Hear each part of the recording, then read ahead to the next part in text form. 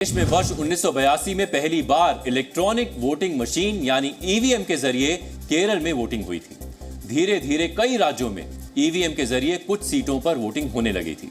वर्ष 2004 के लोकसभा चुनाव में तो पूरे देश में ईवीएम से चुनाव होने लगे थे। बावजूद इसके वर्ष 1982 से लेकर वर्ष 2024 में होने वाली लोकसभा चुनाव तक में ईवीएम पर संदेह जताया जा रहा है।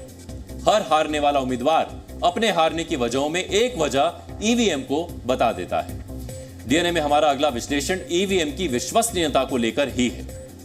वर्ष 2014 के बाद से ईवीएम को लेकर एक खास तरह का एजेंडा चलाया जाने लगा है। चुनाव से ठीक पहले कुछ खास एनजीओज और विपक्षी पार्टियां ईवीएम्स पर अपनी शिकायतें लेकर कोर्ट पहुंचने लगी हैं। वो मांग करती हैं कि देश में बैलेट पेपर से चुनाव कराए जाने चाहिए। ऐसी कई याचिकाएं वर्ष 2019 के लोकसभा चुनाव से ठीक पहले सुप्रीम कोर्ट में दाखिल की गई थी। तब सुप्रीम कोर्ट ने सभी याचिकाएं खारिज कर दी थी। हालांकि तब सुप्रीम कोर्ट ने निर्देश दिया था कि पूरी प्रक्रिया में मतदाताओं का भरोसा बढ़ाने के लिए हर एक विधानसभा क्षेत्र से 5 ईवीएम चुनकर उनका मिलान वीवीपैट से किया जाए। लेकिन वर्ष 2024 के लोकसभा चुनाव से ठीक पहले कुछ एनजीओज और विपक्षी पार्टियां अपनी पुरानी मांगों को लेकर फिर से सुप्रीम कोर्ट पहुंच गई हैं। सुप्रीम कोर्ट में एसोसिएशन ऑफ डेमोक्रेटिक रिफॉर्म्स यानी एडीआर की तरफ से दाखिल इन याचिकाओं में मांग की गई है कि हर ईवीएम को वीवीपैट से अटैच किया जाए। ईवीएम से हुई वोटिंग की 100% मैचिंग वीवीपैट से की जाए। इन मांगों को लेकर कल से ही सुप्रीम कोर्ट में सुनवाई चल रही है।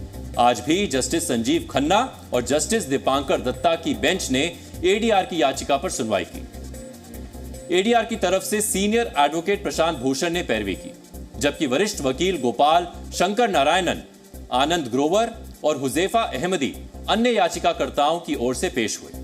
याचिका पर सुनवाई के दौरान सुप्रीम कोर्ट में क्या दलीलें पेश की गईं और सुप्रीम कोर्ट ने इस पर क्या टिप्पणियां की और चुनाव आयोग ने क्या सफाई दी, ये हम आपको पॉइंट टू पॉइंट बताते हैं।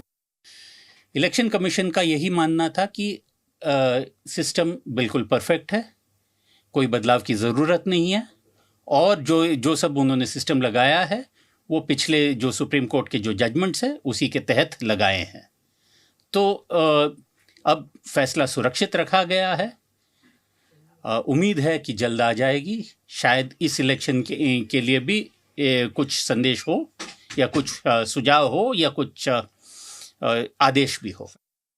ईवीएम पर सुप्रीम कोर्ट में सुनवाई के दौरान पहले एडीआर की तरफ से एडवोकेट प्रशांत भूषण ने दलील पेश की। प्रशांत भूषण ने दलील दी कि जर्मनी और कई यूरोपीय देश बैलेट पेपर की तरफ लौट चुके हैं, लेकिन जर्मनी के जिक्र पर जस्टिस दत्ता ने कहा उनके गृह राज्य यानी पश्चिम बंगाल की आबादी जर्मनी से ज्यादा है, इसलिए जर्मनी के उदाहरण यहां नहीं चलते। एडवोकेट प्रशांत भूषण ने दलील दी कि विकसित देश भी ईवीएम से वोटिंग छोड़ चुके हैं, तो इस पर कोर्ट ने कहा कि यह कहना गलत होगा कि दूसरे देश हमसे ज्यादा विकसित हैं। प्रशांत भूषण ने ईवीएम के साथ गड़बड़ी होने का भी जिक्र किया। उन्होंने एक अखबार में छपी खबर का हवाला दिया।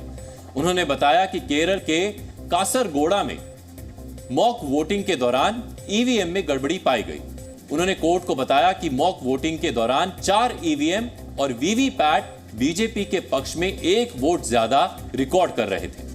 कोर्ट ने ईसी से इन आरोपों की जांच करने के लिए कहा है। चुनाव आयोग ने कासरगोड़ा मॉक पोलिंग वाली खबर को झूठा बताया है। ईवीएम से छेड़छाड़ के सवाल पर सुप्रीम कोर्ट ने चुनाव आयोग से पूछा कि क्या प्रोग्राम मेमोरी में कोई छेड़छाड़ हो सकती है। इस पर चुनाव आयोग ने बताया कि यह एक फर्मवेयर है जो सॉफ्टवेयर और हार्डवेयर के बीच का है, इसे बिल्कुल भी नहीं बदला जा सकता। उन्होंने यह भी बताया कि रैंडम तरीके से ईवीएम का चुनाव करने के बाद ही मशीनें विधानसभा के स्ट्रांग रूम में जाती हैं और इसे राजनीतिक दलों की मौजूदगी में लॉक किया जाता है। सुप्रीम कोर्ट ने पूछा कि जब आप ईवीएम को भेजते हैं तो क्या उम्मीदवारों को इसे चेक करने की अनुमति होती है। चुनाव आयोग ने बताया कि मशीनों को स्ट्रांग रूम में रखने से पहले मॉक पोल आयोजित किए जाते हैं। उम्मीदवारों को कोई भी मशीनें चुनकर जांच करने की अनुमति होती है। याचिकाकर्ताओं की तरफ से वकील निजाम पाशा ने भी कोर्ट में अपनी दलीलें पेश की थी। उनका कहना था कि चुनाव में ऐसी व्यवस्था होनी चाहिए जिसमें वोटर्स अपना वीवीपैट स्लिप बैलेट बॉक्स में खुद डालें। जस्टिस खन्ना ने इस पर सवाल उठाया कि क्या इससे वोटर की निजता के अधिकार प्रभावित नहीं होंगे। इस पर यह दलील दी गई कि वोटर की निजता से ज्यादा जरूरी उसके वोट देने का अधिकार है। हालांकि इस पर चुनाव आयोग ने आपत्ति जताई।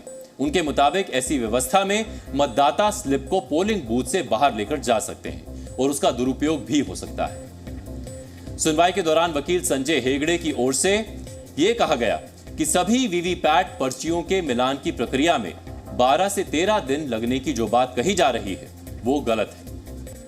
इस आरोप पर चुनाव आयोग ने कोर्ट को बताया कि वीवीपैट की पर्चियां गिनने में ज्यादा समय इसलिए लगता है क्योंकि ये पर्चियां चिकने और चिपकने वाले कागज की बनी होती है। पर्चियों को एटीएम से निकलने वाली स्लिप की तरह केवल वेरीफाई करने के उद्देश्य से बनाया गया था।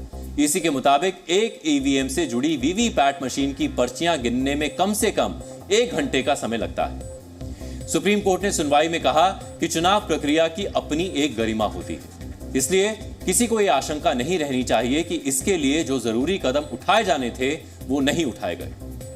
सुप्रीम कोर्ट ने सुनवाई के बाद कहा कि हर बात पर संदेह करना ठीक नहीं है। चुनाव आयोग अगर कुछ बेहतर काम कर रहा है तो उसकी तारीफ होनी चाहिए। यह सुनवाई इसलिए हुई क्योंकि कोर्ट भी चिंतित थी, लेकिन आयोग को हर तकनीकी चीज के लिए आपको संतुष्ट करने की जरूरत नहीं है। वोटर्स की संतुष्टि जरूरी है। ईवीएम पर सुनवाई के दौरान चुनाव आयोग ने अपना पक्ष रखा। चुनाव आयोग के अधिकारी ने सुप्रीम कोर्ट को बताया कि ईवीएम प्रणाली में 3 यूनिट होते हैं, बैलेट यूनिट, कंट्रोल यूनिट और तीसरा वीवीपैट।